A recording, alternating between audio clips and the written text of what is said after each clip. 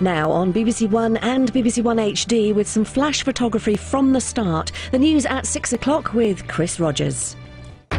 Stripped of his seat and barred from Parliament for 3 years, Labour MP Phil Woollas is found guilty of illegal practices under electoral law. The first case of its kind for nearly a century. They've barely had the resources to keep the inmates alive. At this prison, teenage boys are locked up with sexual offenders.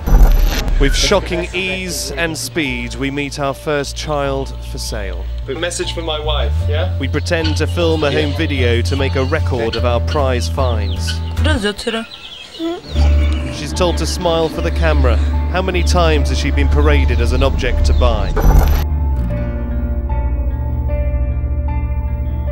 So, what if details of private medical consultations, no matter how sensitive or intimate, were available on the open market, for sale, to anyone with deep enough pockets? These are all British patients, aren't they? Yes. West Yorkshire, yes. Glasgow, yeah. You have the doctor's name, doctor's address, doctor's phone number, so each and everything.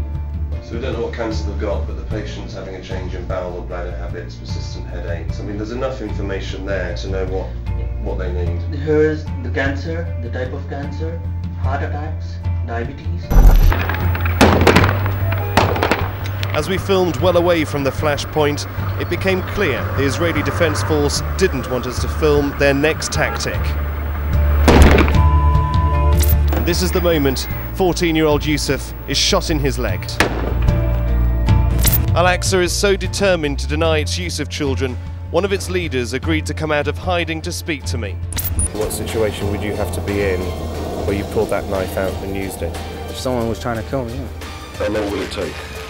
If you want it 48 hours, it's 3.5. Last night in a TV First, Tonight told the story of how Princesses Beatrice and Eugenie, along with their mother, the Duchess of York, joined an undercover investigation into the plight of abandoned children in Turkey and Romania. It seems our investigation caused quite a stir, generating international news headlines and a diplomatic storm. Earlier today, our Foreign Secretary, David Miliband, held a joint press conference with his Turkish counterpart. And our programme dominated the agenda. We are surrounded by victims of institutionalisation. Some are starving.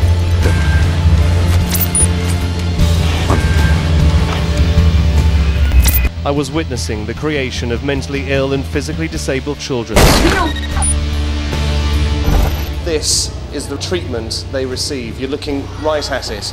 They sit on the benches all day or just lie here on the rug, some of them with their hands tied behind their backs to protect themselves, but also the other children. So we've come here to secretly film in this institution about 20 miles away from the centre of Bucharest, where young men and women are sharing the same rooms in inhumane conditions. We found overcrowded rooms filled with a musty odour of sweat and urine.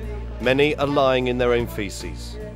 This is the fate for those transferred from children's institutions to adult facilities. How much for a programme? That's £3 for an hour of sex, or a programme as it's called. You pay for as long as you want me, she says. You mainly find child prostitutes on the streets. They tend to look after each other, sisters or cousins, even their mothers watching over them. There are child transvestite prostitutes too. 13-year-old Patricia told me she has up to 10 clients a day to fund her and her mother's addiction to crack cocaine. I would like to buy some girls.